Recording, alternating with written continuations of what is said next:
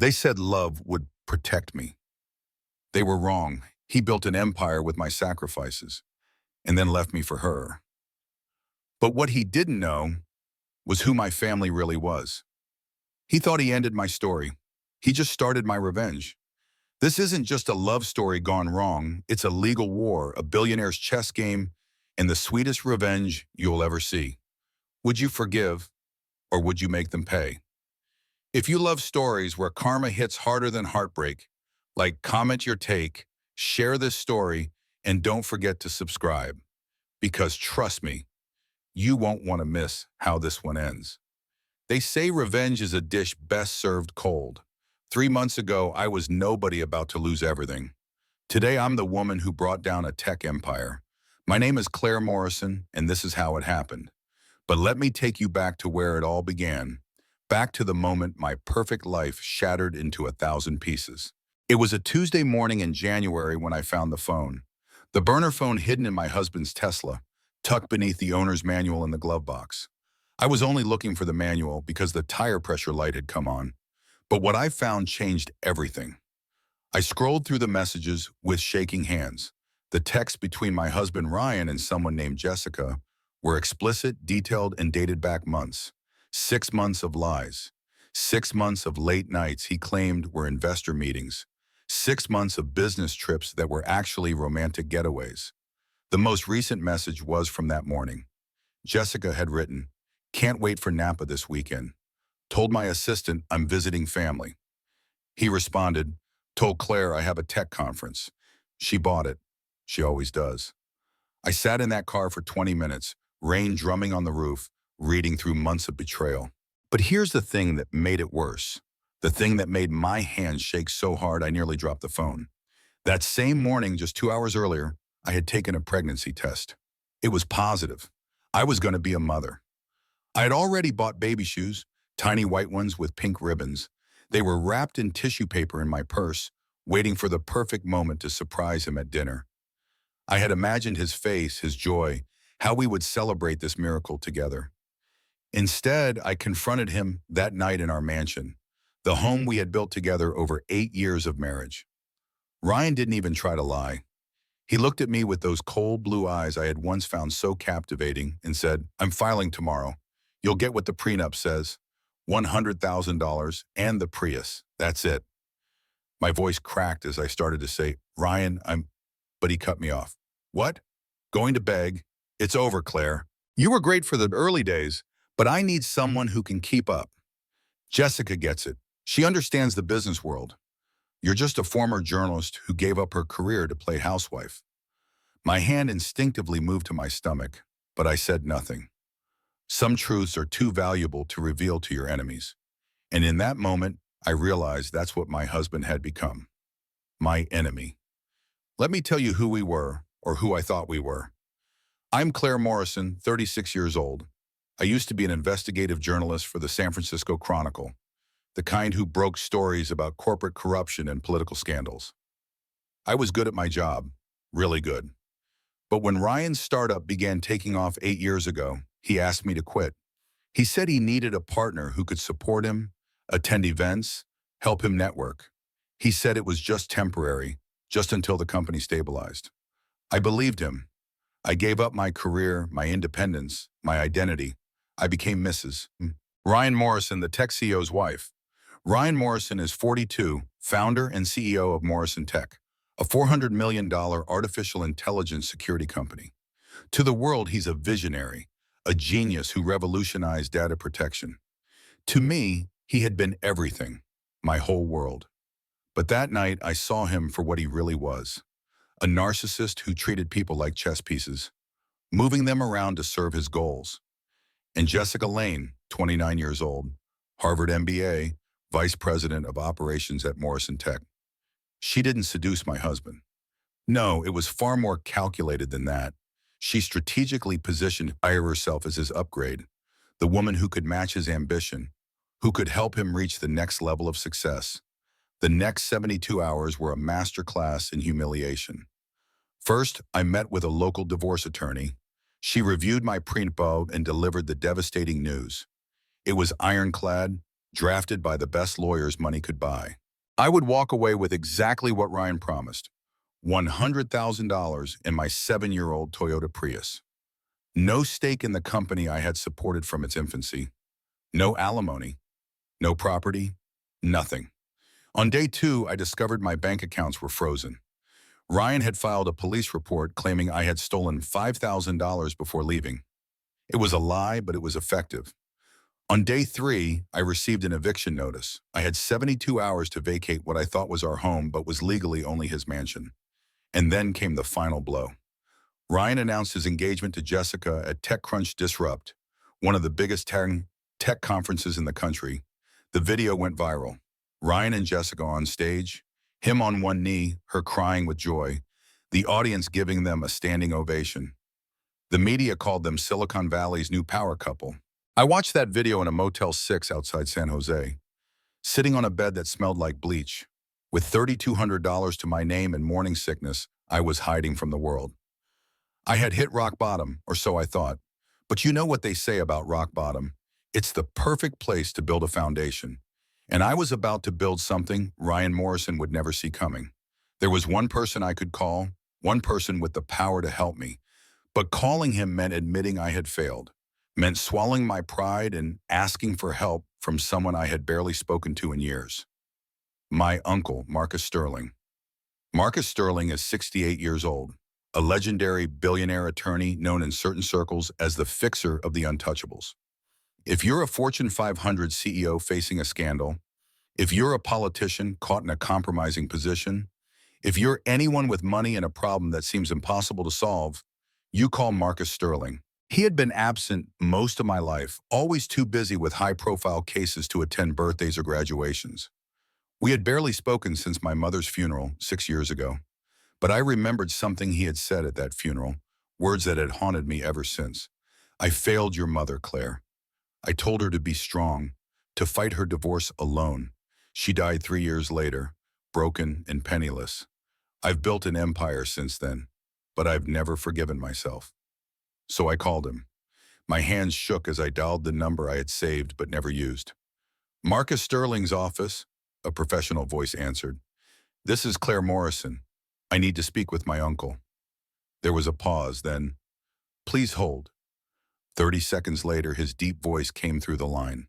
Claire. Just my name, nothing else. I started crying, something I had sworn I wouldn't do.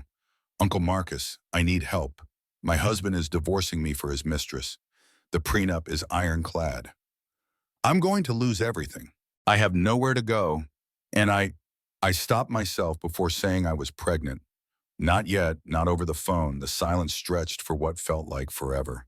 Then he said, don't sign anything. Don't speak to anyone, especially not Ryan's lawyers. I'm sending someone to you. We'll fix this. You don't understand. The prenup is Claire. His voice was firm but gentle. I failed your mother. I won't fail you. Where are you? I gave him the motel address, my voice barely a whisper. Someone will be there in 2 hours. Don't leave that room. He hung up. I sat there, phone in my hand, wondering if I had just made the right decision or if I was about to disappoint yet another person in my life. 2 hours later, exactly to the minute, there was a knock on my motel door. I opened it to find a woman in her early 30s, professionally dressed in a sharp navy suit, carrying a leather briefcase. She had kind eyes but a firm handshake. Mrs. Morrison, I'm Sarah Reeves, senior associate at Sterling Legal Group. Your uncle sent me. She came in and set up a small workspace on the motel's tiny desk. Then she pulled out a recording device. Tell me everything, she said. Every detail, every document, every conversation. Nothing is too small. I talked for 3 hours straight. Sarah took notes, asked questions, and recorded everything. When I finally finished, she looked at me with an expression I couldn't quite read. Mrs. Morrison, Claire, I'm going to be honest with you. The prenup is extremely well drafted. In a normal case, you'd be looking at exactly what Ryan offered. But this isn't a normal case. You have something most people don't. What's that? I asked, exhausted. You have Marcus Sterling. And more importantly, you have yourself. You were an investigative journalist. You know how to find the truth, how to follow money, how to uncover lies. We're not just going to fight a divorce. We're going to build a case. A case for what? Sarah smiled, and it was not a kind smile. It was the smile of a shark who had just spotted blood in the water. For everything Ryan Morrison doesn't want the world to know. The next morning, I met Marcus for the first time in 2 years. His office in downtown San Francisco was everything you'd expect from a billionaire lawyer. Floor-to-ceiling windows overlooking the bay, mahogany furniture, walls covered with framed photos of Marcus with presidents, CEOs, celebrities, and judges. But one photo caught my eye. Marcus shaking hands with the FBI director at what looked like a charity gala. Marcus noticed me looking. That was 3 years ago. Fundraiser for victims of financial crime. He said it casually, but I filed the information away. My journalistic instincts were already kicking back in. He gestured to a chair across from his massive desk. Sit. I sat. He studied me for a long moment, his silver hair and sharp features reminding me so much of my mother it hurt. Claire, I'm going to tell you something Sarah didn't. I'm not going to just take over your case and fight for you. I'm going to give you the tools, the resources, and the legal strategy, but you're going to do the work. I frowned. I don't understand. Isn't that what I'm paying you for? You're not paying me anything, your family. But more importantly, you need to fight this yourself, not because I won't help, but because you need to know you can. Your mother, my sister, she relied on others to fight her battles. When her husband destroyed her in their divorce, she had no skills, no resources, no way to stand on her own. She died broken. I won't let that happen to you. His words stung, but they also awakened something in me. A spark of the person I used to be, the investigative journalist who took down corrupt politicians and exposed corporate fraud. What do you need me to do? I asked. Marcus leaned back in his chair. I need you to investigate your husband, every transaction, every business deal, every hidden account. You're going to find what Ryan doesn't want anyone to see. Sarah will teach you the legal framework. I'll provide the resources. But you, Claire, you're going to be the one who brings him down. And if I can't find anything, then you'll take the prenup settlement and walk away. But I don't think that's going to happen. Men like Ryan Morrison always have secrets, and women like you always know how to find them. He slid a folder across the desk. Inside was a contract, not for legal services, but something else entirely. This is a consulting agreement. As of today, you work for Sterling Legal Group as an investigative consultant. You'll have access to our databases, our private investigators, our forensic accountants. Your job is to find the truth about Morrison Tech and your husband. I looked at the contract, then back at Marcus. Why are you really doing this? His expression softened, just slightly. Because I owe your mother a debt I can never repay. Because I've spent 30 years building power and I couldn't save the one person who mattered. And because, Claire, you remind me of her. But you're stronger. Don't let Ryan Morrison take that strength away. I signed the contract, and in that moment, everything changed. I wasn't a victim anymore. I was a hunter, and Ryan Morrison had just become my prey. The transformation didn't happen overnight. It took days of training, late nights studying corporate law, and relearning skills I thought I had left behind when I quit journalism. Sarah Reeves became my mentor and, surprisingly, my friend. She taught me how to read financial statements, how to trace shell companies, how to recognize the patterns of hidden assets. Every morning at 7, we met at Marcus's office. Every night, I fell into bed at the motel exhausted but energized. The key, Sarah explained one morning, spreading documents across the conference table, is understanding that men like Ryan don't just have one set of books. They have multiple layers. The public records, the private records, and the hidden records. We need to find layer 3. I studied the Morrison Tech financial statements. On paper, everything looked legitimate. A successful AI security company with steady growth, major contracts, and a valuation of $400 million. But something nagged at me, a journalist's intuition, that the story didn't quite add up. Ryan used to talk about his investors, I said, thinking back to countless dinner parties and networking events. He always mentioned this one particular fund, something based in the Cayman Islands. He said it was standard for tech companies. Sarah's eyes lit up. Tell me more. I closed my eyes. trying to remember. Meridian Capital Partners. He said they were early investors, that they had a special arrangement because they believed in his vision before anyone else did. Sarah was already typing. Cayman Islands, you said? Yes. Is that important? She looked up at me, a slow smile spreading across her face.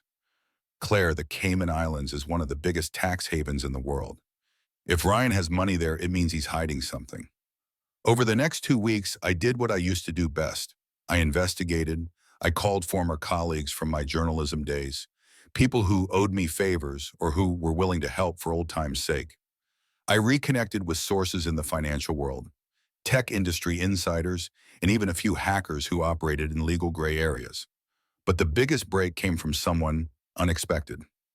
My old friend David Parker, a forensic accountant who I had worked with on a corruption story 5 years earlier. Claire Morrison, David said when he answered my call. I thought you'd gone completely domestic. What brings you back to the dark side? I need help tracking offshore accounts, I said, specifically in the Cayman Islands. There was a pause. This is about your divorce, isn't it? I saw the news. Ryan Morrison is a piece of work. Can you help me or not? Send me what you have. I'll see what I can find. I sent David everything. Company records, tax returns that I had copied before Ryan locked me out of his home office, even credit card statements from years ago. Then I waited. During those waiting days, I had to face something I had been avoiding. My pregnancy. I was almost 8 weeks along, morning sickness hitting me every day, exhaustion making it hard to focus. But I told no one. Not Sarah, not Marcus, not even my doctor. This secret was mine, the one card Ryan didn't know I held. I went to my first ultrasound alone, sitting in a clinic in a strip mall, surrounded by excited couples. When the technician found the heartbeat, when I heard that rapid flutter on the monitor, tears streamed down my face. Do you want to know the sex? The technician asked. Not yet, I whispered. Not until I know she'll be safe. I left the clinic with a grainy ultrasound photo tucked in my wallet, hidden behind old credit cards and receipts. My daughter, my reason to fight. That same day, David called. Claire, you're not going to believe what I found. Ryan has $12 million in a Cayman Islands account under Meridian Capital Partners. But here's the interesting part. He's the sole beneficial owner of that fund. It's a shell company. He's been moving money there for 3 years. My heart raced. Can you prove it? I can give you a trail, bank transfers, registration documents, board meeting minutes where he references the fund. It's all buried in layers of corporate structure, but it's there. I'm sending you everything now. When Sarah saw the evidence, she actually laughed. Oh, Ryan Morrison, you got greedy, didn't you? We prepared for Ryan's deposition, scheduled for the following week. I spent hours with Sarah, practicing questions and answers, learning how to present evidence without revealing our entire strategy. Marcus sat in on some sessions, offering advice, but mostly just watching me work. You're good at this, he said one evening after Sarah had left. You always were, even as a child. You asked questions. You didn't accept easy answers. Your mother was so proud of you when you became a journalist. It was the first time he had really talked about my mother since I had come to him for help. Why didn't you help her? I asked, the question I had wanted to ask for years. Marcus was quiet for a long moment. Because I was arrogant. I thought teaching her to be independent meant making her fight alone. I thought asking for help was weakness. I told her real strength meant doing everything yourself. He looked at me, his eyes reflecting old pain. I was wrong. She needed someone in her corner, and I wasn't there. She died 3 years after her divorce, alone and broken. That's on me. I'm not her, I said softly. No, Marcus agreed. You're stronger, but even the strongest people deserve someone in their corner. That's why I'm here. Not to fight for you, but to fight with you. The day of Ryan's deposition arrived. We met at a neutral law office in downtown San Francisco, a conference room with harsh fluorescent lights and a long table where enemies faced each other across polished wood. Ryan walked in with his lawyer, Harrison Cole, a slick attorney in an expensive suit who specialized in protecting wealthy men from their ex-wives. Ryan looked confident, almost amused, as if this was all a minor inconvenience. He barely glanced at me. The deposition started routinely. Questions about assets, income, the history of our marriage. Harrison objected frequently, protecting his client. Ryan answered with practiced ease, the same charm he used in business meetings and investor pitches. Then Sarah slid a document across the table. "Mr. Morrison, do you recognize this bank transfer?" Ryan glanced at it, his expression not changing. "I'd need to review it more carefully. It's a transfer of $2 million from Morrison Tech's operating account to Meridian Capital Partners in the Cayman Islands. Your signature is on the authorization." "Meridian is one of our investors. That could be any number of legitimate transactions." Sarah smiled. "Interesting, because according to Cayman Islands Corporate Registry, which is public record, you are the sole beneficial owner of Meridian Capital Partners. So essentially, you transferred $2 million from your company to yourself without declaring it on your tax returns or disclosing it to your board of directors." The room went silent. Harrison's face paled. Ryan's jaw tightened, the first crack in his confident facade. "That's absurd," Harrison said quickly. "We'll need time to review these allegations." "Of course," Sarah said smoothly. "We have 11 more transfers just like it, spanning 3 years, totaling $12 million. I watched Ryan's face as the reality sank in. He looked at me for the first time since entering the room, and I saw something I had never seen before in his eyes. Fear. Harrison called for a recess. 30 minutes later, they returned with a settlement offer, $8 million plus the mansion. Sarah looked at me. Marcus, sitting quietly in the corner, said nothing. This was my decision.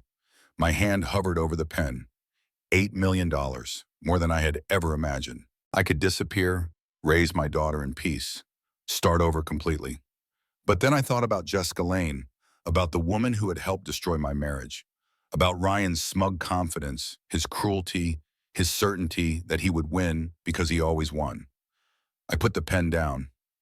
"No," I said, "we go to trial." Ryan's face turned red. "You're making a mistake." I smiled, and it felt good. "I've made mistakes, Ryan. Marrying you was one of them. But this isn't a mistake. This is justice, Mom." We left the deposition, and for the first time in months, I felt like myself again. Not the broken woman in the motel room, but the investigative journalist who never backed down from a fight. But as Sarah and I celebrated over coffee that afternoon, my phone buzzed with a text from an unknown number. "We need to talk, woman to woman. Coffee tomorrow? Jessica Lane." I showed the message to Sarah. Her expression turned serious. "It's a trap," she said. "I know," I replied. "But I'm going anyway, because whatever Jessica wants to say, I need to hear it." What I didn't know was that Jessica Lane was about to reveal something that would change everything, and that the $8 million offer I had just turned down would soon look like a fortune I would never see again. I met Jessica Lane the next morning at an upscale cafe in Palo Alto, the kind of place where tech executives made million-dollar deals over artisanal coffee.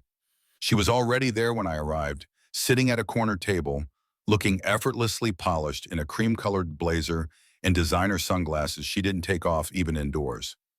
She stood when I approached, extending her hand as if we were business colleagues meeting for the first time, not two women connected by betrayal. "Claire, thank you for coming. I wasn't sure you would." I didn't shake her hand. I sat down across from her, my purse held tightly in my lap, every journalistic instinct telling me to observe, to listen, to gather information. Jessica lowered her hand gracefully, unbothered by the rejection. She had probably expected it. "I'll get right to the point," she said, her voice warm but somehow empty, like a corporate presentation designed to seem human. "You should take the settlement offer, the $8 million plus the mansion. It's generous, more than fair, and honestly, more than you'll get if you keep fighting." "Why do you care what I do?" I asked. She smiled, and it was the smile of someone who held all the cards. "Because, Claire, I actually respect you. I've done my research. You were a real journalist once, someone who exposed corruption and fought for truth. You gave that up for Ryan, and now look where it got you. I don't want to see you destroyed completely." "How noble of you," I said flatly. "The woman who helped destroy my marriage now wants to save me from destruction." "I didn't destroy your marriage," Jessica said, her tone matter of fact. "Your marriage destroyed itself." Ryan is brilliant but complicated. He needed someone who could match his ambition, who understood the tech world, who could be a true partner in business and life. That's not you. It was never you. No judgment, just fact. The words stung because there was truth in them, twisted truth, but truth nonetheless. I had given up my career, my identity, everything to support Ryan's dreams, and it hadn't been enough. So you're here out of the goodness of your heart? I asked. To give me friendly advice? Jessica leaned forward, lowering her voice. I'm here because in 48 hours, tech giant announces a $500 million acquisition of Morrison Tech. After that, all assets get folded into corporate structures you'll never be able to touch. That 12 million in the Cayman Islands? It's already being moved. The mansion, it'll be transferred to a holding company. Everything will be beyond your reach. My stomach dropped. You're lying. Am I?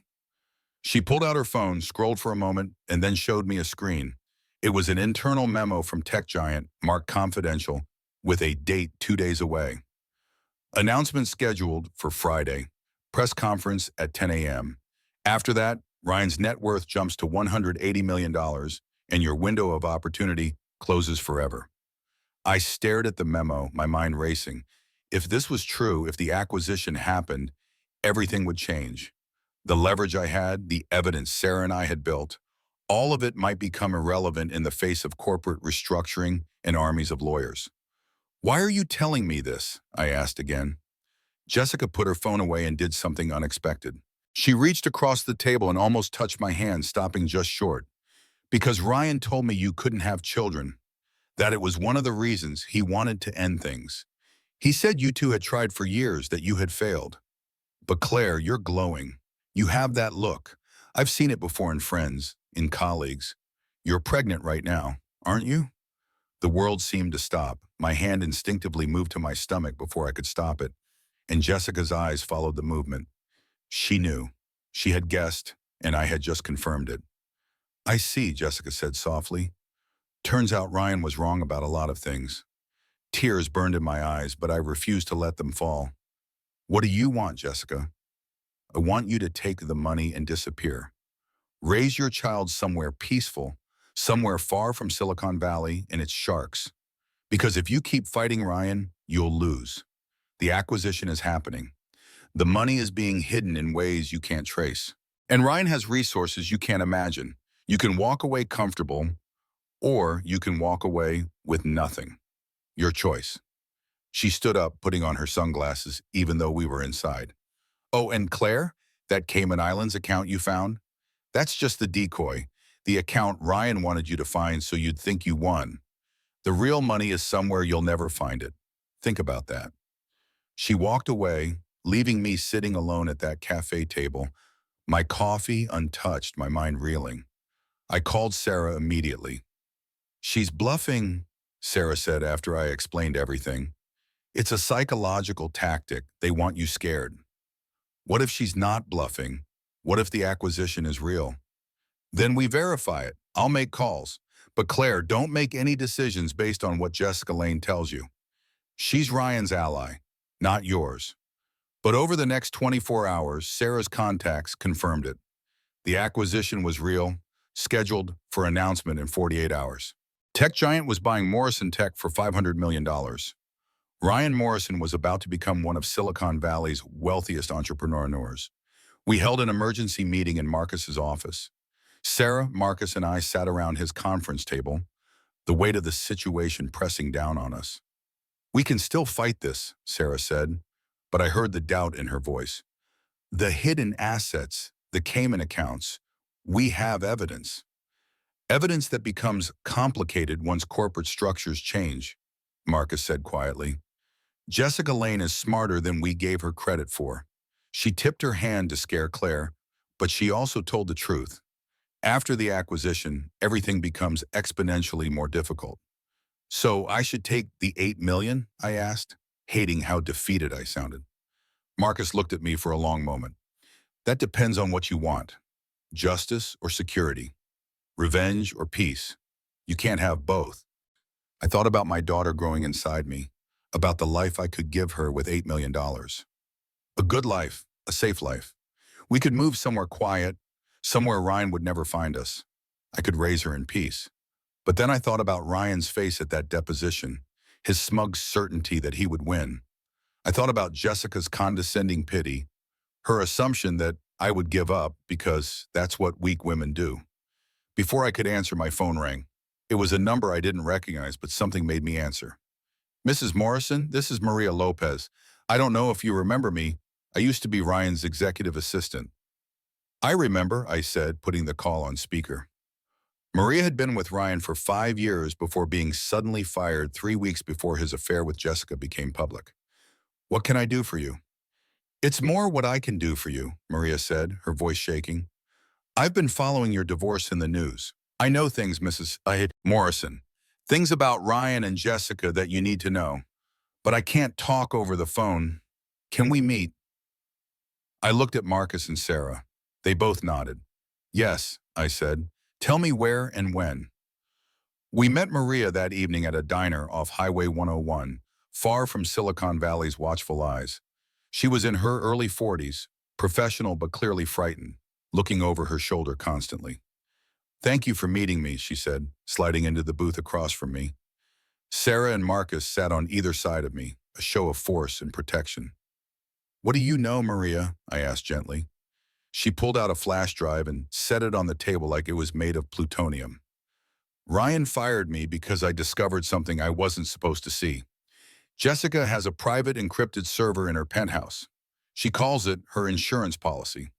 It has files on everyone, Ryan, the board members, investors, even Ryan's lawyer, Harrison Cole. Blackmail material, proof of financial crimes, recorded conversations, everything. My heart started racing. How do you know about this? Because I helped her set it up, Maria said, tears forming in her eyes. She told me it was for company security, that Ryan knew about it, but then I saw what was actually on it. Emails about embezzlement, plans to hide money, evidence of fraud. When I confronted her, she threatened me. 2 days later, I was fired. Ryan gave me a severance package and made me sign an NDA. I've been too scared to say anything until now. Why now? Marcus asked, his lawyer instincts sharp. Because I saw her engagement announcement. I saw Ryan and Jessica playing happy couple for the cameras, and I realized they were going to get away with everything. That's not justice. Mrs. Morrison didn't deserve what they did to her. Sarah leaned forward. This server, do you know where it is? In her penthouse, hidden in her home office. But there's more. I still have my old security key card. She never deactivated it. I could get you in. No, Marcus said immediately. That's breaking and entering. Any evidence obtained illegally would be inadmissible. But you could use my card, Maria said. I was her assistant. I have legitimate access to retrieve personal belongings. If I happen to take the wrong items, she trailed off, the implication clear. I looked at Marcus. Is that legal? It's a gray area, he admitted. But more importantly, it's dangerous. If Jessica discovers what we're doing, she could have you arrested, could spin this into harassment or stalking. Or, I said slowly, we could finally see what Ryan and Jessica have really been hiding. We could find the real money, the real evidence, everything. The next day, everything fell apart. Ryan filed for restraining orders against me, claiming I had been harassing him and Jessica. He provided text messages, allegedly from my phone, threatening them. Messages I had never sent. His lawyers had manufactured evidence, and a sympathetic judge granted the order.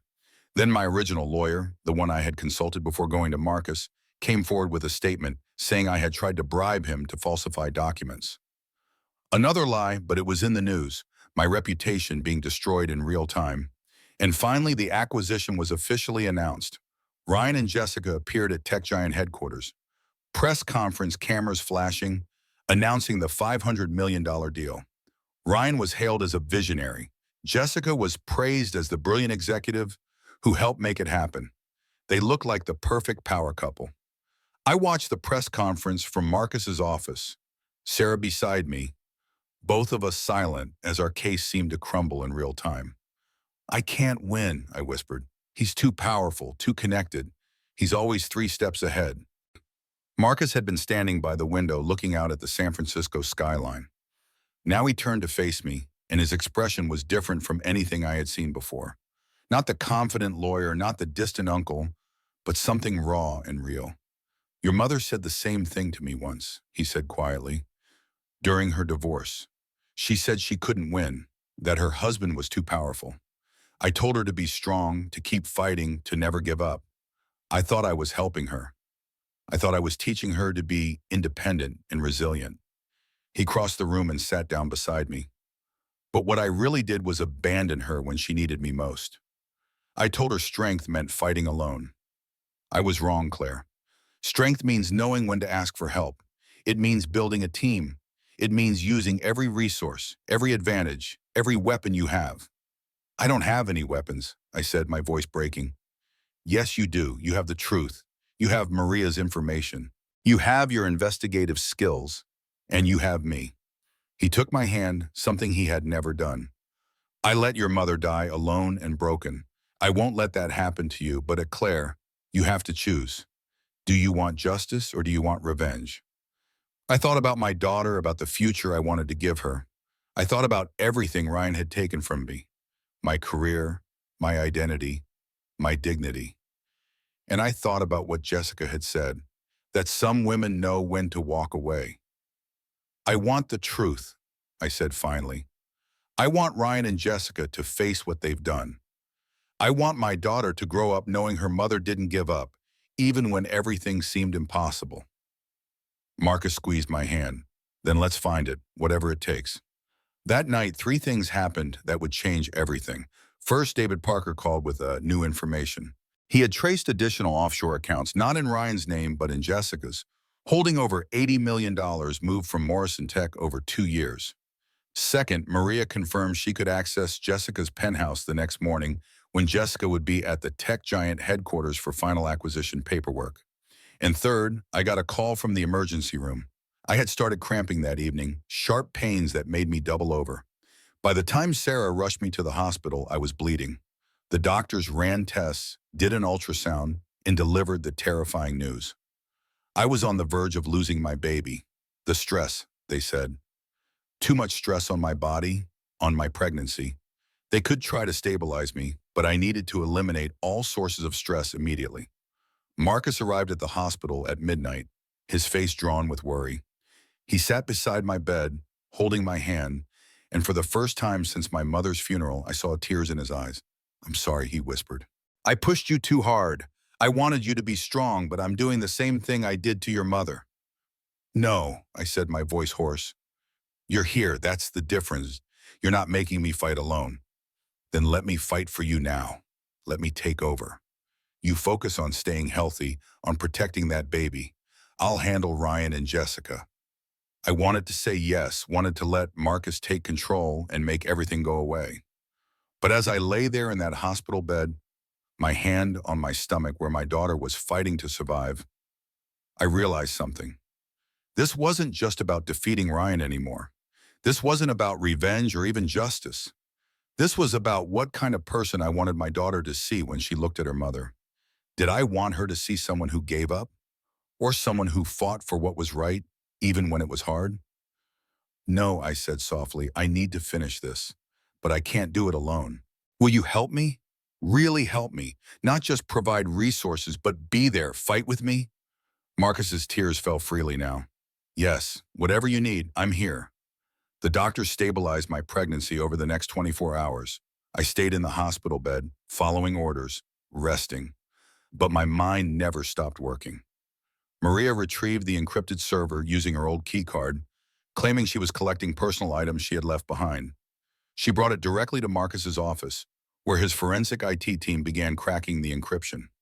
What they found was beyond anything we had imagined, and it revealed the real mastermind behind everything wasn't Jessica Lane. It was Ryan Morrison. And his plan was far more elaborate, far more criminal, and far more dangerous than any of us had realized. The encrypted server that Maria had retrieved sat on Marcus's conference table like Pandora's box. His IT team worked through the night, cracking layer after layer of security.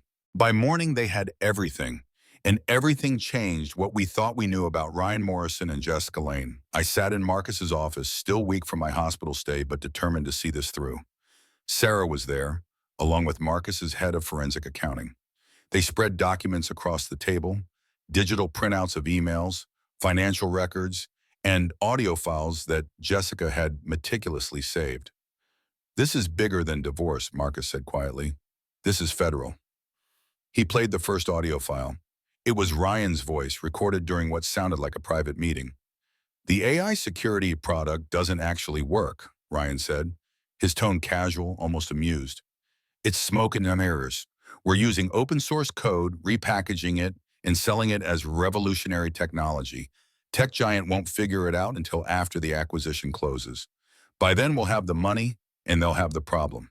Which Jessica's voice responded, "What about the board? They'll be liable." "Let them. We've structured everything so the liability falls on Morrison Tech's existing entity. After the acquisition, you and I walk away clean with our offshore accounts intact." I felt sick. He's committing fraud. He's selling a fake product for $500 million. "It gets worse," Sarah said, pulling up financial documents. "Jessica has been embezzling from Morrison Tech for 2 years. $80 million moved through shell companies into offshore accounts. But look at the authorization signatures." She pointed to digital signatures on transfer documents. Ryan's signature appeared on every single one. "He knew," I whispered. "Ryan knew Jessica was stealing from the company." "He didn't just know," Marcus said. "He orchestrated it. Look at the dates. The embezzlement started the same month Ryan began his affair with Jessica. This was always the plan. Create a fake product, inflate the company's value, secure a massive acquisition, embezzle real money before anyone notices, then let the company collapse while they escape with hundreds of millions." The room spun. I gripped the table for support. "But why the divorce?" I asked. "Why go through all of that?" Sarah pulled up another file, an email from Ryan to Jessica dated 6 months earlier. "Claire is becoming a problem. She asks too many questions, notices too many discrepancies. As my wife, she has legal access to company information. We need her out completely before the acquisition. I'll file for divorce, use the prenup to leave her with nothing, and marry you. That way, if anything goes wrong, spousal privilege protects us both." I read the email 3 times, each word cutting deeper. The affair, the cruelty, the public humiliation. It had all been calculated, strategic. I wasn't just a wife Ryan no longer wanted. I was a liability he needed to eliminate. "There's more," Marcus said, his voice grim. He played another audio file. This one was recent, recorded just days ago. Ryan and Jessica talking in what sounded like her penthouse. "The FBI is sniffing around," Jessica said, sounding worried. "Someone tipped them off about the offshore accounts." "Let them look," Ryan responded. "When I get arrested, it'll be for tax evasion, maybe securities fraud. White-collar crimes, I'll get 3 years maximum in a minimum security facility. You take the money, move it to the Cayman accounts we set up in your name only. When I get out, we're set for life. What about Claire?" Ryan laughed. It was a cold, cruel sound. "Claire gets nothing. She signed the prenup. Even if she fights it, by the time any court case resolves, all the assets will be beyond her reach. She'll spend years in litigation and end up with exactly what I offered her. $100,000 in a Prius." Jessica's voice turned sharp. "And if she keeps digging, she has her uncle now." "Marcus Sterling is good, but he's not magic. We've covered our tracks. Even if they find the offshore accounts, we've structured everything to be technically legal from a divorce standpoint. The business fraud is separate. They can't touch you, and I'll take a light sentence. It's all planned." The recording ended. The room was silent except for the hum of Marcus's computer.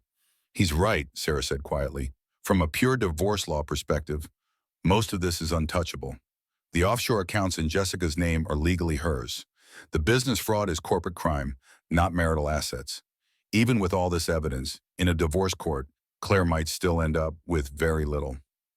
"But it's fraud," Billionaire said, my voice rising. "It's embezzlement. It's criminal." "Yes," Marcus agreed, "which is why we're not fighting this in divorce court anymore. We're building a federal case." He pulled out his phone and made a call, putting it on speaker. "Sterling," a woman's voice answered. "It's been a while. Agent Patricia Reynolds, I need to meet with you. Today. It's urgent."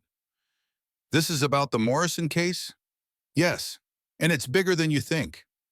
3 hours later, we sat in a secure conference room with FBI Special Agent Patricia Reynolds and her team. They reviewed the evidence Maria had provided, listened to the audio recordings, studied the financial documents. "This is enough for warrants," Agent Reynolds said.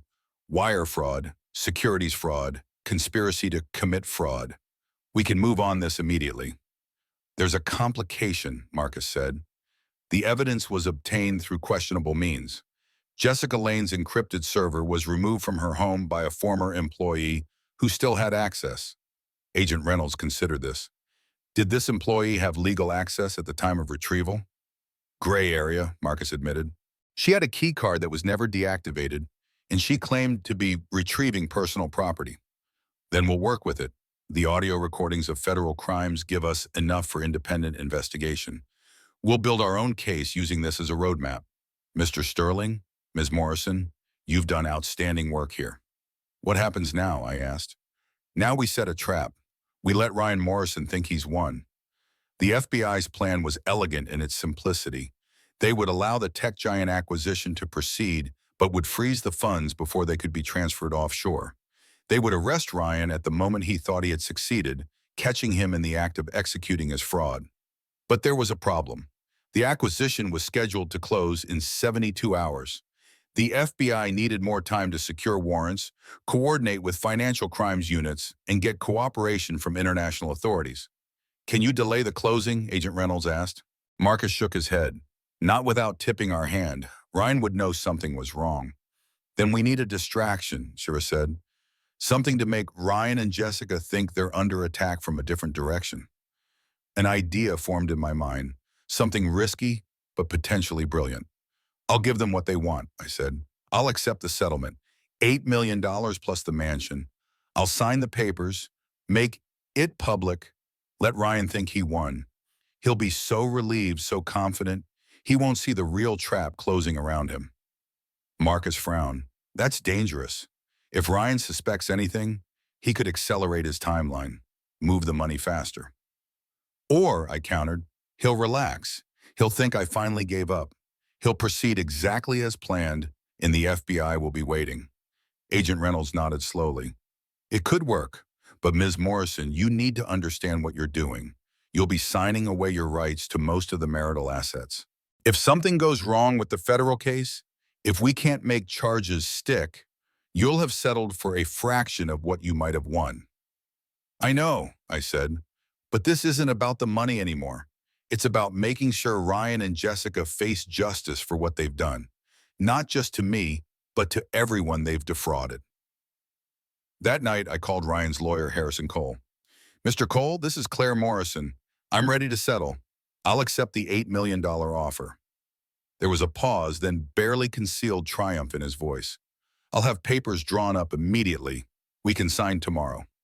"One condition," I said. "I want Ryan there. I want to see his face when I sign away my rights to everything." Another pause. "I'm sure that can be arranged." We met the next day at a neutral law office, cameras and witnesses present to make it official. Ryan walked in looking victorious, Jessica on his arm like a trophy. He was already wearing a tech giant polo shirt, already playing the part of the newly acquired executive. I signed the papers. $8 million, the mansion, full release of all claims to Morrison Tech, its assets, and any future earnings. Ryan smiled as I signed the last page. "Smart choice, Claire. You could have dragged this out for years and ended up with nothing." I looked up at him, and for the first time in months, I smiled back. A real smile. "You're right, Ryan. This is the smart choice." He didn't know that under the table my phone was recording everything.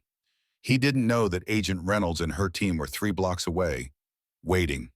He didn't know that in 48 hours, when the acquisition closed and the money started moving, federal agents would be watching every transaction. Ryan and Jessica left the office victorious. Harrison Cole congratulated them on their win. I watched them go, Sarah and Marcus flanking me. "Are you okay?" Sarah asked quietly. "Yes," I said. And I meant it, because I had just given Ryan Morrison exactly what he wanted, the illusion of victory. And in his confidence, he would make the mistakes that would destroy him. 2 days later, the tech giant acquisition closed. $500 million officially changed hands. Ryan and Jessica celebrated with a party at their new penthouse, photos flooding social media of Silicon Valley's newest power couple. That same night, Jessica attempted to transfer $80 million from her offshore accounts to new accounts in the Cayman Islands. The FBI was waiting. At 6 a.m. the following morning, federal agents executed simultaneous raids on Ryan's home, Jessica's penthouse, and Morrison Tech headquarters. The raids were coordinated with financial crimes units who froze all offshore accounts associated with Meridian Capital Partners and the shell companies Jessica had created. I watched the news coverage from Marcus's office, Sarah beside me, both of us silent as cameras showed Ryan Morrison being led out of his mansion in handcuffs. The charges were extensive: wire fraud, securities fraud, conspiracy to commit fraud, money laundering, and embezzlement. The evidence the FBI had gathered using Maria's information as a roadmap was overwhelming. Within hours, tech giants suspended the acquisition pending investigation. Within days, they filed a lawsuit against Ryan and Morrison Tech for fraud, seeking to recover the $500 million plus damages. I should have felt victorious. Instead, I felt empty. "Why am I not happy?" I asked Marcus. He put his hand on my shoulder. "Because revenge never makes us happy. It just closes wounds. The happiness comes later when you build something new." But the story wasn't over, because 3 days after Ryan's arrest, Jessica Lane disappeared. Jessica Lane vanished the same day Ryan was arrested. No forwarding address, no word to her lawyer, no statement to the press.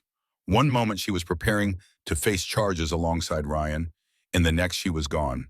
The FBI issued warrants for her arrest. Interpol was notified. Her passport was flagged. But Jessica was smart, calculating, and she had planned for this contingency. "She's probably in a country without an extradition treaty," Agent Reynolds said during an update meeting at Marcus's office. "She has resources, multiple identities, and we estimate at least $40 million she managed to move before we froze her accounts." "$40 million?" I asked, stunned. "I thought you froze everything." "We froze the accounts we knew about, but Jessica had backups to her backups. She was meticulous. Some money got through." I felt the rage building. Ryan was in custody, facing 20 years in federal prison, but Jessica had escaped. The woman who had helped destroy my marriage, who had embezzled millions, who had called me to gloat about her victory, was free and wealthy somewhere beyond our reach. "This isn't justice," I said. Marcus was studying something on his laptop, his expression unreadable. "Give it time." "Time? She's gone, Marcus. She won." He looked up at me, and there was something in his eyes I couldn't quite read. "Did she?" Over the next week, more details of Ryan's fraud emerged. The AI security product that Morrison Tech had sold for millions was indeed based on stolen open-source code. The company had no proprietary technology, no real innovation. It was all marketing and lies. Tech Giant's lawsuit grew to include not just the $500 million purchase price, but damages for reputational harm. They were seeking over $1 billion. Ryan's lawyer tried to negotiate a plea deal, 10 years in exchange for revealing the location of hidden assets and cooperating against Jessica Lane. The prosecutor's office was considering it. I visited Ryan in jail. I told myself it was to get closure, to see him defeated. But really, I wanted answers. He looked terrible. The confident tech CEO was gone, replaced by a tired man in an orange jumpsuit. He sat across from me in the visitor's room, a glass barrier between us, speaking through a phone. "Why'd you come?" he asked. "To understand," I said. "Was any of it real? Our marriage, our life together?" "Any of it." Ryan was quiet for a long moment. "In the beginning, yes, I loved you, Claire, or I thought I did. But somewhere along the way, I realized love was just another transaction." Jessica understood that. She didn't love me, she valued me, and I valued her. It was honest in a way our marriage never was. "So you threw away 8 years for what? Money? Power?" "For freedom," Ryan said. "The freedom to be who I really am without pretending to be the good husband, the faithful partner. With Jessica, I didn't have to pretend." "You're going to prison for 20 years, Ryan. That's not freedom." He smiled, and it was chilling. "Watch the news, Claire. This isn't over." I left the jail more disturbed than when I arrived. Ryan's confidence, even in custody, unsettled me. It felt like he still knew something we didn't. That night, I was proven right. Ryan declared bankruptcy from his jail cell. Every asset, every account, every piece of property was now part of a bankruptcy estate. The mansion I had been awarded in the settlement, gone, seized by the bankruptcy trustee. The $8 million? Frozen, subject to bankruptcy proceedings, where I would be just one creditor among hundreds. But more devastating was what came next. Ryan's lawyers revealed that years earlier, he had transferred his shares in Morrison Tech to a Delaware blind trust with Jessica Lane as the sole trustee. The transfer had been documented, filed, and was completely legal. Even though the company was now worthless, any future value, any recovery from Tech Giant's lawsuit, any residual assets would belong to that trust. And Jessica, the trustee, was unreachable. I sat in Marcus's office, staring at the bankruptcy filing, my hands shaking. "He planned this all along," I whispered. "The bankruptcy, the trust, everything. He knew if he got caught, he'd lose everything. So he made sure Jessica got it all first." "And then he got arrested on purpose," Sarah added, her voice filled with anger. "A short federal sentence in exchange for making sure all the money is beyond anyone's reach. When he gets out in 10 years, Jessica will be waiting with their fortune." "Can we fight the bankruptcy by I asked. Marcus shook his head. "The transfers happened years ago. They're legitimate. And with Ryan in prison, there's no income to garnish, no assets to seize. You'll be lucky to get $100,000 from the bankruptcy estate after all the creditors are paid." The room spun. Everything I had fought for, all the evidence I had gathered, Ryan's arrest, the victory I thought I had won, it was all meaningless. Ryan and Jessica had outmaneuvered us. They had planned for failure, built in contingencies, and even in defeat, they had won. "I can't believe this," I said, tears streaming down my face. "After everything, they still win." Marcus stood up and walked to the window, his back to me. He was quiet for a long time. "There's something I haven't told you," he said finally, "about Jessica Lane and where she might be." I wiped my eyes. "What do you mean?" He turned to face me. "Remember when we confronted her, when she transferred the $40 million and walked away? Of course. She escaped before we could do anything about it. Claire, do you really think I would let the woman who helped destroy my niece walk away with $40 million and no consequences?" My heart started racing. "What did you do?" Marcus pulled out his phone, scrolled for a moment, then showed me a video. It was security footage from a restaurant, dated 2 weeks earlier. The footage showed Jessica Lane sitting across from Marcus and me at that confrontation. But this footage had audio. "I embezzled $80 million, Jessica's voice said clearly. "I moved it through shell companies over 2 years. Ryan knew everything. We planned it together." "You recorded her," I breathed. "I recorded everything," Marcus said. "Every confession, every admission of guilt. And I sent it all to the FBI, to Interpol, and to the IRS. They've known where Jessica is for the past week. They've been building an airtight case. The $40 million she paid you? That's evidence of consciousness of guilt. Proof she knew she had committed crimes. But she still has money. She still escaped." Marcus smiled, and it was not a kind smile. "Not for long. Watch." He turned on the television. CNN was showing breaking news. At the bottom of the screen, a headline scrolled, "Tech executive Jessica Lane arrested in Monaco on international fraud charges." The news anchor spoke over footage of Jessica being led away by Interpol agents at the Nice Côte d'Azur airport. Jessica Lane, former VP of the now-defunct Morrison Tech, was arrested today while attempting to board a private jet to Dubai. Lane faces multiple charges of wire fraud, embezzlement, and money laundering. Authorities have frozen all known accounts associated with Lane, estimated to contain over $200 million. I stared at the screen, unable to process what I was seeing. "How, I whispered. "The encrypted server Maria retrieved?" It was Jessica's insurance policy against Ryan. But it was also her confession, every email, every transaction, every conversation.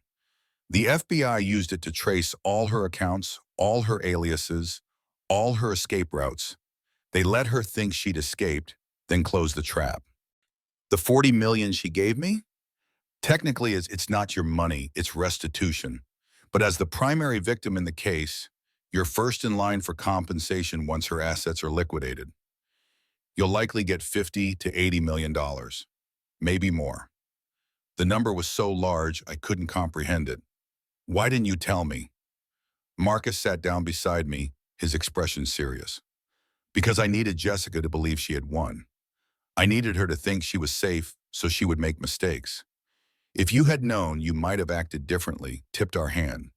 I'm sorry for keeping you in the dark, but it was necessary. You let me think they had won, that Ryan and Jessica had outsmarted us. Yes, because sometimes the best weapon is patience. You taught me that, Claire. When you refused the first settlement, when you kept digging, even when it seemed hopeless, you taught me that justice isn't about the quick win. It's about the complete win. I should have been angry that Marcus had kept this from me, but instead I felt something else. Relief, gratitude, and for the first time since this nightmare began, genuine hope. What happens now? I asked. Now we wait. Jessica will be extradited to the United States to face charges. Ryan will be offered a deal to testify against her in exchange for a reduced sentence. The bankruptcy will be challenged because the trust transfers were made with fraudulent intent. It'll take time, maybe years, but eventually you'll be compensated. And my daughter? I asked, my hand on my stomach. What do I tell her about her father? Marcus's expression softened. You tell her the truth, that her father was a complicated man who made terrible choices, that her mother fought for justice and won, that she comes from a family that doesn't give up, even when everything seems lost. Over the next month, the legal machinery ground forward. Jessica was extradited to the United States.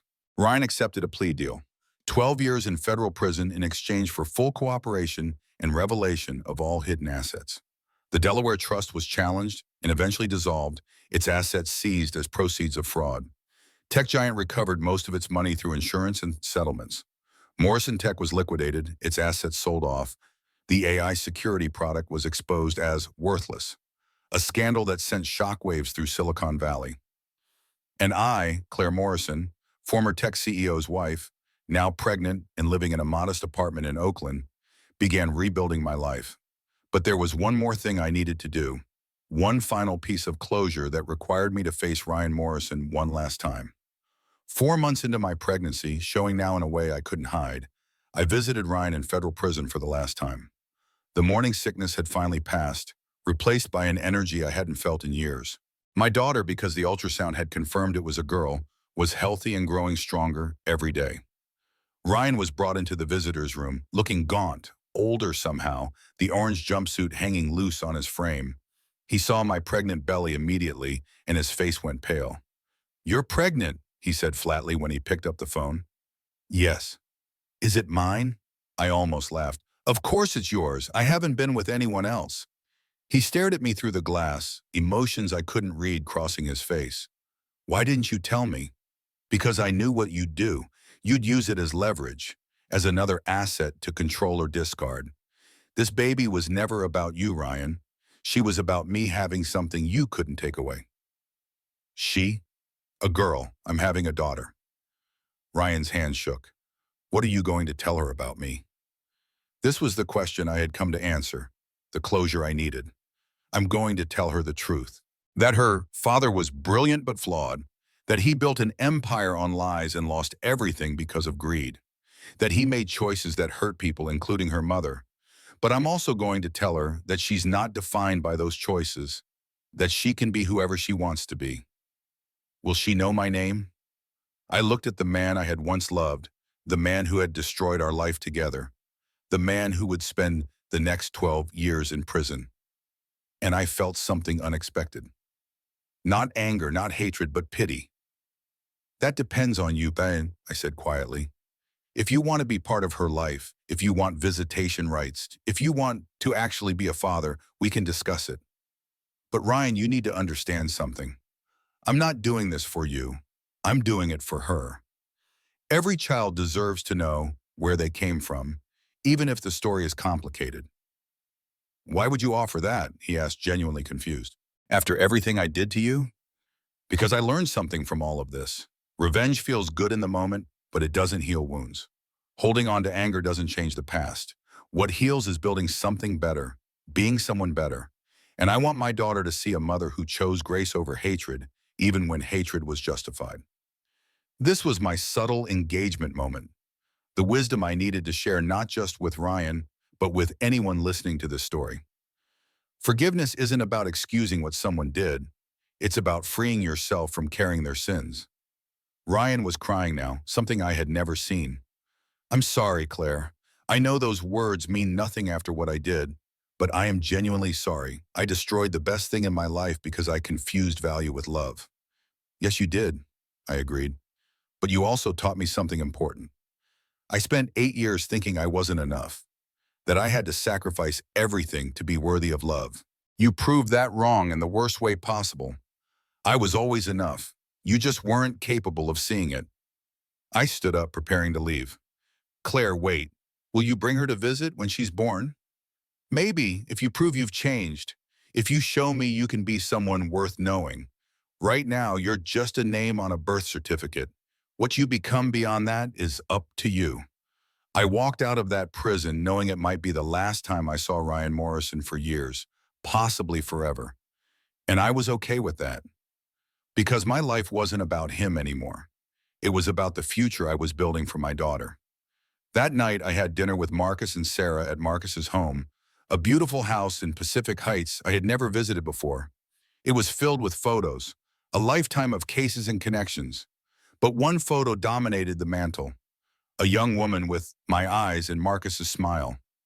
My mother. She would be proud of you, Marcus said, following my gaze. Everything you've accomplished, how you've handled this nightmare, the person you've become, she would be so proud.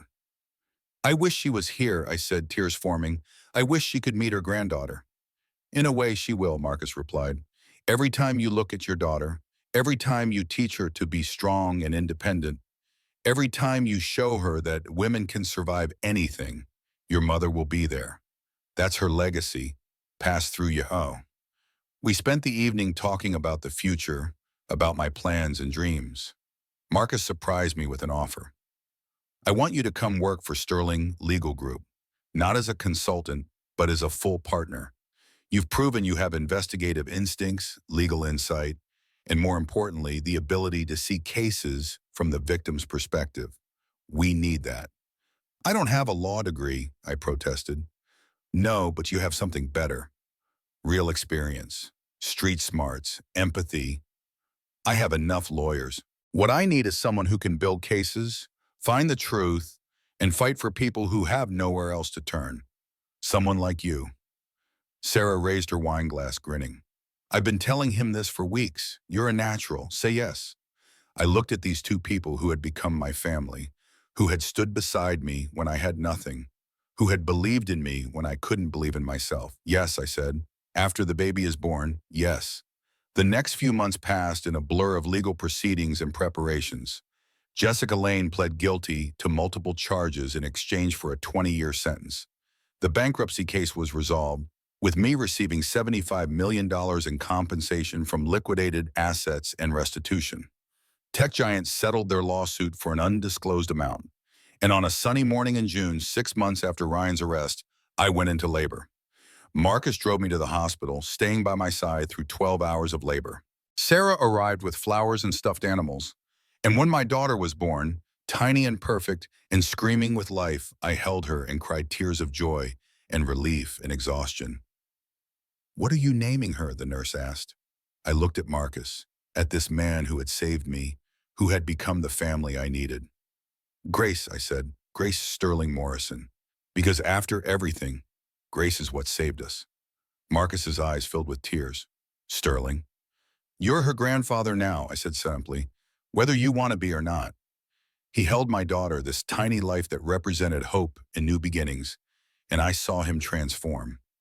The hard lawyer, the ruthless fixer, became just a grandfather holding his granddaughter, promising her silently that he would protect her the way he had failed to protect her grandmother. 2 weeks later, still adjusting to sleepless nights in the chaos of new motherhood, I received a visitor at my new home, a comfortable house in Oakland that Marcus had helped me buy. Maria Lopez stood at my door, looking nervous but hopeful. Mrs. Morrison, I hope I'm not intruding. I heard about the baby and wanted to bring a gift. She handed me a beautifully wrapped package.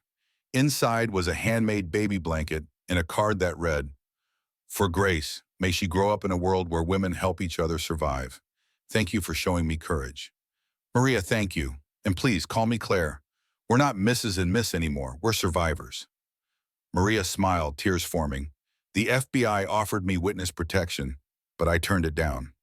I want to rebuild my life here, in the open. I'm starting a consulting business, helping other people escape toxic workplaces. I wanted you to know, in case you ever need help with cases. I invited her in for coffee, and we talked for hours. About her experience with Ryan and Jessica, about the courage it took to come forward, about building new lives from the ashes of old ones. As Maria left, I realized something important. This story wasn't just about me defeating Ryan and Jessica.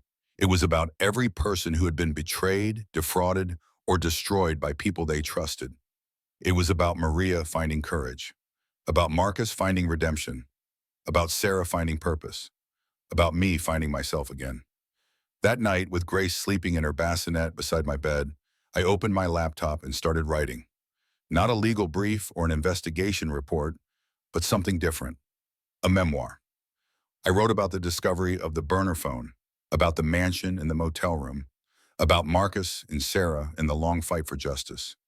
I wrote about pregnancy and betrayal, about billionaire lawyers and federal investigations, about the moment I realized I was stronger than I ever knew. I titled it, "The Divorce Trap: How I Escaped My Husband's Billion-Dollar Scheme." The manuscript poured out of me over the next 3 months, written in stolen moments between feedings and diaper changes. Marcus read drafts, offering legal advice about what I could and couldn't say. Sarah fact-checked my timeline. Maria contributed her perspective. When I finished, I sent it to a literary agent who had read about my case in the news. She called the same day. "Claire, this is incredible, raw, honest, empowering. Every woman who's been through divorce, betrayal, or financial abuse needs to read this. I can sell this. The question is, are you ready for what comes next?" "What comes next?" I asked. "Fame, publicity, interviews, your story going viral.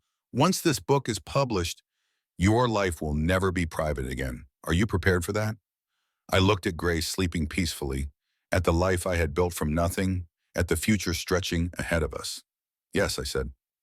"I'm ready, because if my story can help even one woman escape a situation like mine, then it's worth it." The agent laughed. "Oh, it's going to help a lot more than one woman. Trust me." She was right. The book sold to a major publisher for a 7-figure advance. It was scheduled for publication the following spring with a publicity tour planned across 20 cities. But before all of that, there was one more thing I needed to do. One more loose end to tie up. The book was in final edits, Grace was 6 months old and thriving, and I had just accepted Marcus's partnership offer at Sterling Legal Group. My new life was taking shape, built on foundations of truth and justice and hard-won wisdom. That's when the message came. I was at home, working on case files while Grace napped, when my phone buzzed with a text from an unknown international number. "Congratulations on the baby. I always knew you were stronger than him. Maybe we're not so different after all." Jessica Lane, like, my blood ran cold. She was supposed to be in federal prison, awaiting sentencing. How was she sending messages? I called Marcus immediately. "Someone's impersonating her," Marcus said after I read him the message. "It's probably a journalist trying to provoke you into a response, or a troll who read about your case." "It's her," I said, certain. "I can feel it." "Claire, Jessica Lane is in a federal detention facility in Virginia. She has no access to phones, no way to send messages. It's not her." But I couldn't shake the feeling, the wording, the tone, the specific mention of Grace. It felt like Jessica. That night, unable to sleep, I did what I used to do as an investigative journalist. I researched. I dug. I followed threads that most people wouldn't even notice. And I found something that made my blood run cold. Jessica Lane had been released from federal detention 3 days earlier. Not freed, not acquitted, but transferred. She had been cooperating with federal prosecutors, providing testimony against other executives involved in similar schemes. In exchange for her cooperation, she had been moved to a lower security facility and given limited supervised communication privileges. Someone had screwed up. In the chaos of her transfer, Jessica had gotten access to a phone, just for a moment, just long enough to send one message. To me. I stared at the message for hours, Grace sleeping peacefully beside me, trying to understand what Jessica wanted. Was this a threat, a taunt, or something else? Maybe we're not so different after all. The words haunted me, because in some ways Jessica was right. We had both been willing to do whatever it took to survive. She had chosen fraud and betrayal. I had chosen truth and justice. But we had both been ruthless in our own ways. The next morning, I met with Agent Reynolds at the FBI field office. "Mrs. Morrison, I apologize for the breach," she said, clearly embarrassed. "It should never have happened. Jessica Lane's communication privileges have been revoked. It won't happen again."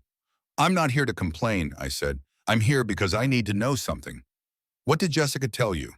What information did she provide that was valuable enough to earn her privileges?" Agent Reynolds hesitated. "That's confidential. Please, I need to know if I'm in danger, if my daughter is in danger." She studied me for a long moment, then pulled out a file. Jessica Lane provided information about a network of executives across Silicon Valley engaged in similar fraud schemes. Names, companies, offshore account structures. She gave us everything in exchange for a reduced sentence and eventual entry into witness protection. Witness protection? You're going to let her disappear? She'll serve 15 years first, and she'll live the rest of her life looking over her shoulder with a fraction of the wealth she once had. That's not freedom, Miss Morrison. That's a different kind of prison. I left the FBI office feeling unsettled. Jessica would eventually walk free, albeit under a different name, in a different city, with her life constrained by rules and monitoring. It wasn't the justice I had imagined. It wasn't her rotting in prison for decades. But maybe that was the point. Maybe real justice isn't always neat and satisfying. Maybe it's complicated and messy and leaves you with questions that don't have easy answers. This was my third subtle engagement moment, the shared experience I needed to acknowledge. Life doesn't give us the endings we see in movies. Sometimes the villain escapes. Sometimes justice is incomplete. Sometimes we have to be satisfied with good enough instead of perfect. That afternoon, I made a decision. I opened my phone, looked at Jessica's message, and typed a response. "You're right. We both did what we had to do to survive. The difference is I can sleep at night. Can you?" I hit send before I could second-guess myself. The response came an hour later. "Probably not, but I'll have 15 years to figure it out. Take care of Grace. She deserves better than both of us gave her." And then, silent, oitoans. The number went dead, disconnected. Jessica Lane disappeared back into the federal system, and I never heard from her again. Or so I thought. 1 year after Grace's birth, my memoir, The Divorce Trap, became a bestseller. 16 weeks on the New York Times list. Interviews, talk shows, speaking engagements at women's advocacy events. The book opened doors I never imagined. Tech Giant's CEO reached out personally, apologizing for their role in Ryan's fraud and offering me a board consulting position. I accepted. Then came an unexpected letter from Ryan in prison. "Dear Claire, I read your book 3 times. You were honest about everything. I've been in therapy, working through why I made those choices, understanding the narcissism and greed that drove me. I'm not asking for forgiveness, but I'm asking for something else. I want to meet Grace. Not now, but someday when she's old enough. I want to try to be present moving forward. Think about it. Ryan." Marcus was suspicious. "He's manipulating you." But Sarah disagreed. "People can change. Maybe prison gave him perspective." I thought about Grace, now walking and babbling, about the questions she would ask someday about her father, about the woman I wanted her to see in her mother. I wrote back, "When Grace is 5, if you've continued therapy and shown genuine change, we can discuss supervised visits, but you'll have to earn every moment. This is your one chance." His response came quickly. "I won't waste it, thank you." My work with Sterling Legal Group thrived. I specialized in financial abuse cases, using my investigative skills to uncover hidden assets. We helped dozens of women escape situations like mine. The Morrison Foundation provided free legal services and financial education to divorcing women. Sarah ran operations, Marcus served as senior advisor, and Maria's consulting business flourished alongside our mission. On Grace's second birthday, we celebrated at Marcus's house.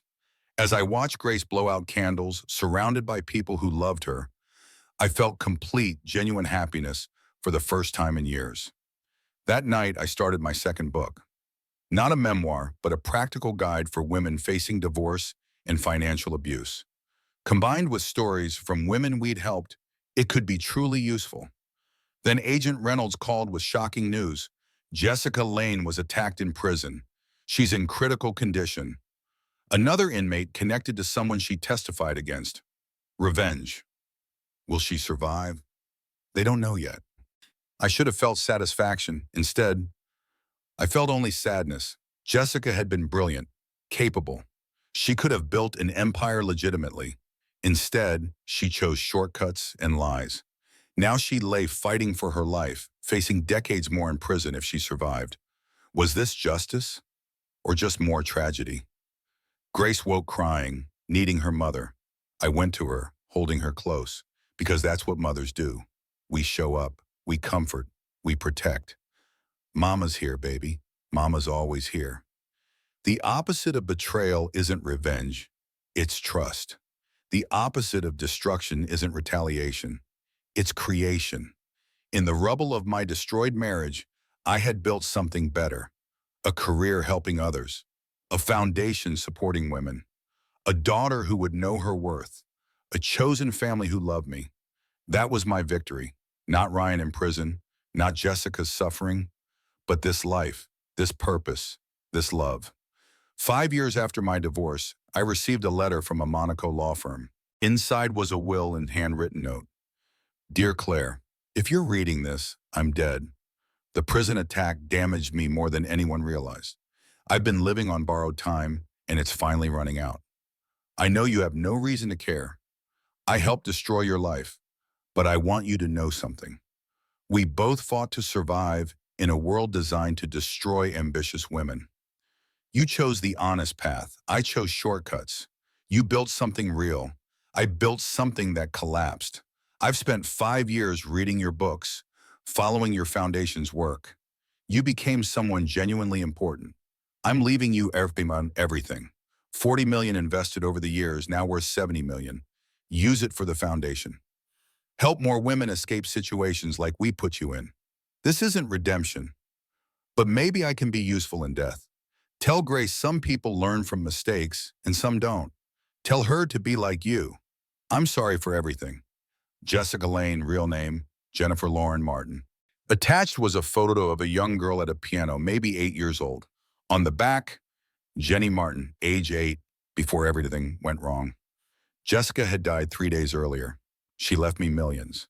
Stolen money that would now fund free legal services and emergency support for escaping abuse. Marcus asked if I could live with accepting it. She was a child once, I said, looking at young Jennifer's photo. Before Ryan, before fraud, before everything, she was just a little girl. The Morrison Foundation accepted the bequest. $70 million to help thousands of women. We named a wing after her, the Second Chance Wing, with a plaque reading, "For those who lost their way but still believed others deserved better." Some board members resigned over honoring Jessica's memory, but I stood firm. She can't be redeemed, but refusing money that helps thousands just to make a moral point seems wrong. We're using her failure to build other people's success. And Grace turned 5, and I kept my promise. Ryan had continued therapy, stayed out of trouble, written Grace monthly letters I saved for her. The first supervised visit was difficult. Grace hid behind me when Ryan knelt to her level. "Hi, Grace. I'm your father. You can call me Ryan for now. Mama says you made mistakes." "I did, big ones, but I'm trying to be better. Can you come home?" Ryan's eyes filled with tears. "Not for a long time, but we can visit if you want to." "I want to," Grace said. Over 2 years, we visited monthly. I watched Ryan slowly build a relationship with his daughter, always supervised, always within my boundaries. Grace deserved to know her father. Ryan was doing the work to deserve that chance. That was enough. 8 years after my divorce, I stand before hundreds at the Morrison Foundation Gala. Grace, now 8, sits in the front row beside Marcus.